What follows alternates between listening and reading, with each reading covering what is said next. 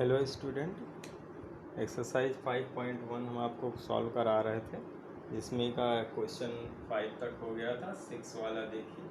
6 वाले में इन्होंने रिलेशन दिया गया है A25 minus A12 is equals to minus का 52 दिया है, और बोलते हैं इसमें सारवंतर यानी कॉमन डिफरेंस हमें फाइंड करना है। तो आपको एक फार्मूला बताया था, T N equals to A plus N minus one into D.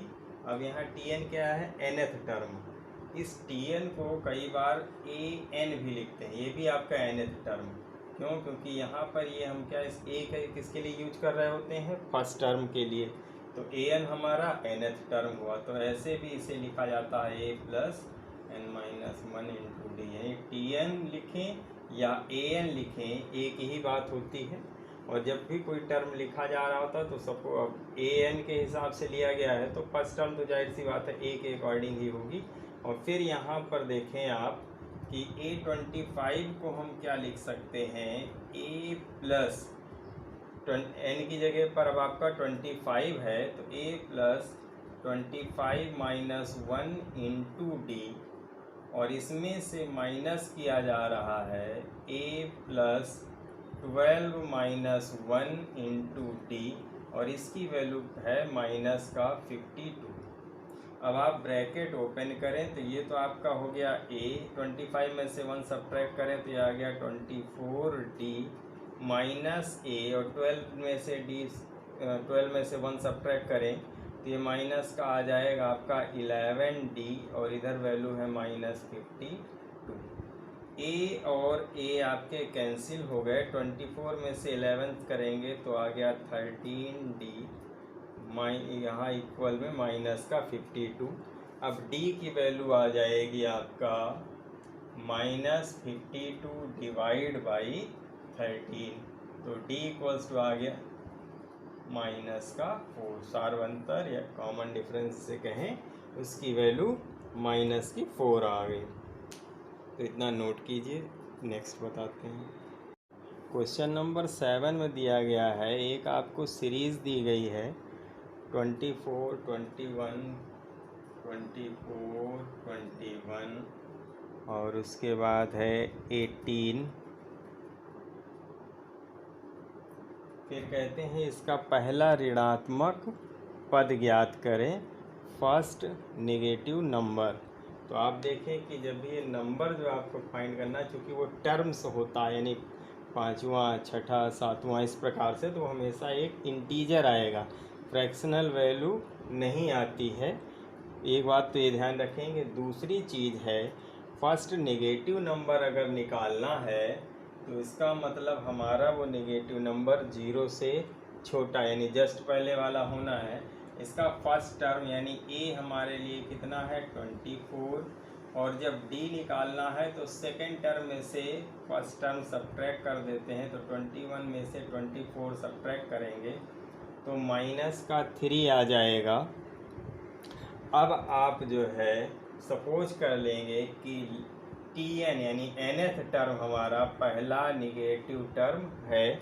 अगर टी एन हमारा पहला निगेटिव टर्म है, इसका मतलब टी एन हमारा 0 से छोटा होगा।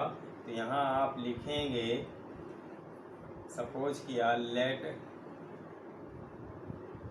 T n is first negative term,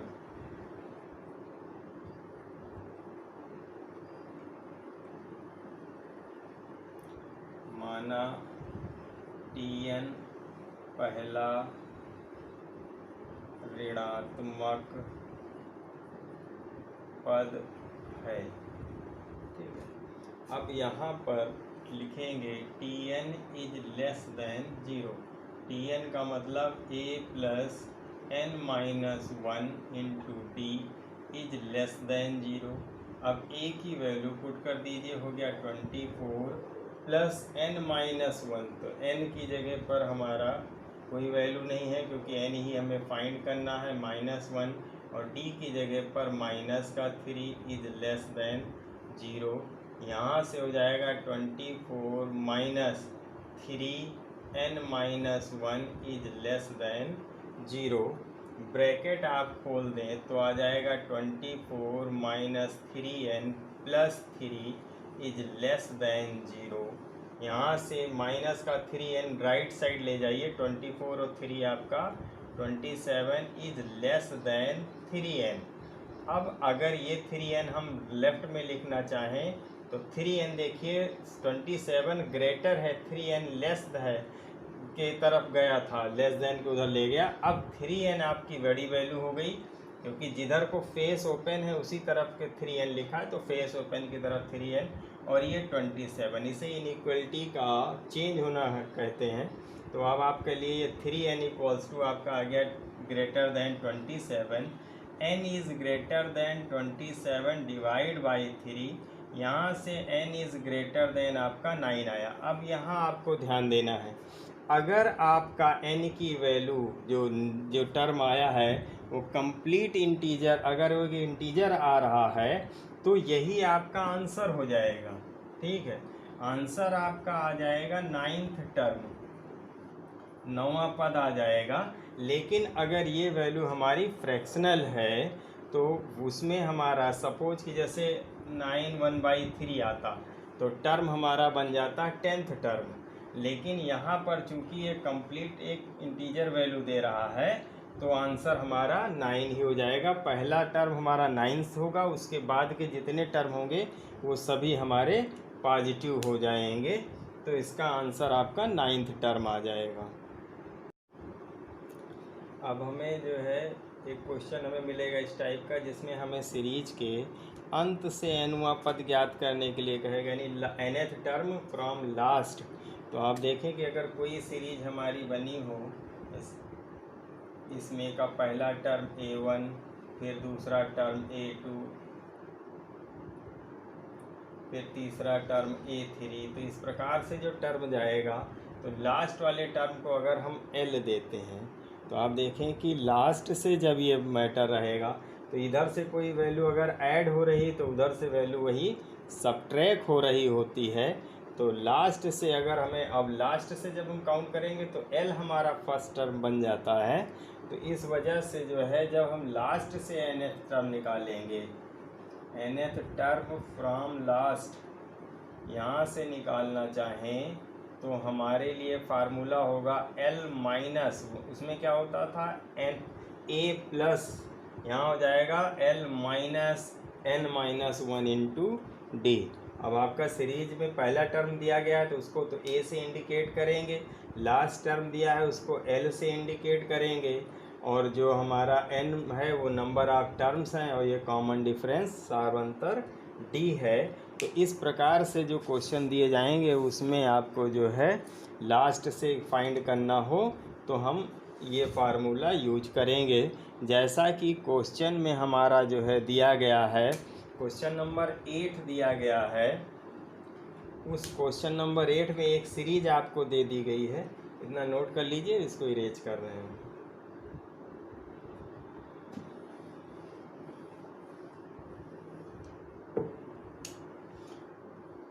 question number 8 दिया गया है -11 -8 -5 -11 -8 -5 इस प्रकार से दिया गया है, और लास्ट में इसकी वैल्यू दी गई है 49। कहते हैं इसका लास्ट से फोर्थ टर्म निकालना है। तो लास्ट से फोर्थ टर्म, जरा पहला टर्म हमारा a से इंडिकेट करते हैं तो ये -11, उसके बाद d निकालना होता है तो -8 में से हम -11 को सब्ट्रैक्ट करेंगे तो ये हो गया -8 प्लस 11, तो d की वैल्यू आ गई 3, और l हमारे लिए कितना है 49 लास्ट टर्म। अब कहते हैं लास्ट से, तो यहाँ से n की वैल्यू कितनी मिली 4, चौथा टर्म निकालना है। तो हमारे लिए जो है अंत से, तो यहाँ पर Tn हमारा लग जाएगा l माइनस ब्रैकेट में n-1 इंटू डी, लास्ट से फोर्थ टर्म। तो यहाँ से लास्ट से फोर्थ टर्म जो हो जाएगा l की जगह पर 49 माइनस n की जगह पे 4 -1 और d की जगह पर 3। तो ये आ जाएगा 49 माइनस 4 में से 1 गया 3, फिर 3 इंटू 3, ये आ जाएगा 49 माइनस 9, आंसर आ जाएगा 40। तो ये लास्ट से जो है चौथा टर्म हमारा 40 होगा। तो इस प्रकार से इन क्वेश्चन को ध्यान रखिएगा, लास्ट से पूछ रहा है या स्टार्टिंग से। अगर केवल पूछ ले कि पहला पद बताइए, 10वां पद बताइए, तो इसका मतलब वो स्टार्टिंग से पूछ रहा है। अगर वो अंत से पूछेगा तो उस क्वेश्चन में डायरेक्ट इंडिकेट होगा कि अंत से कौन सा पद बताना है। क्वेश्चन नंबर 10 में हमें सीरीज दी गई है और इसका कॉमन डिफरेंस बताना है, सारवंतर। तो यहाँ देखिए आपका फर्स्ट टर्म हम इसे T1 से इंडिकेट कर रहे हैं क्योंकि ए इन्होंने यूज किया है। तो 1/2 ये फर्स्ट टर्म हो गया और T2 हमारा दूसरा वाला टर्म 1 माइनस 2a/2a है।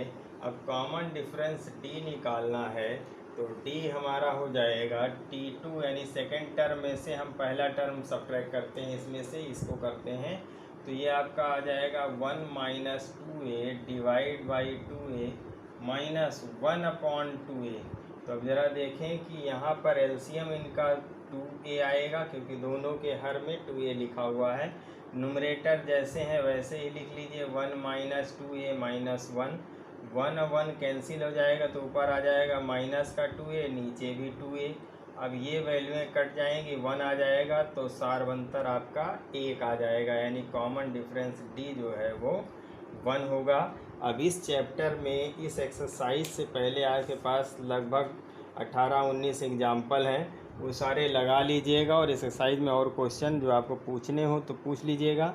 अदरवाइज इस एक्सरसाइज में आगे क्वेश्चन नहीं करवाएंगे क्योंकि इस एक्सरसाइज में नॉर्मल क्वेश्चन ही आ सकते हैं और बाकी हटा दिया गया है। इसके बाद आपका नेक्स्ट चैप्टर स्टार्ट करेंगे। समांतर श्रेणी के बाद अगला चैप्टर जो दिया गया है वो है निर्देशांक ज्यामिति। तो ये कार्य आप कल तक का पूरा कर लीजिएगा, संडे है, और एग्जाम्पल सारे लगा लीजिएगा। इससे पहले 5.1 से पहले 18 एग्जाम्पल हैं, तो इन सारे एग्जाम्पल्स को आप कॉपी में पेयर कर लीजिएगा।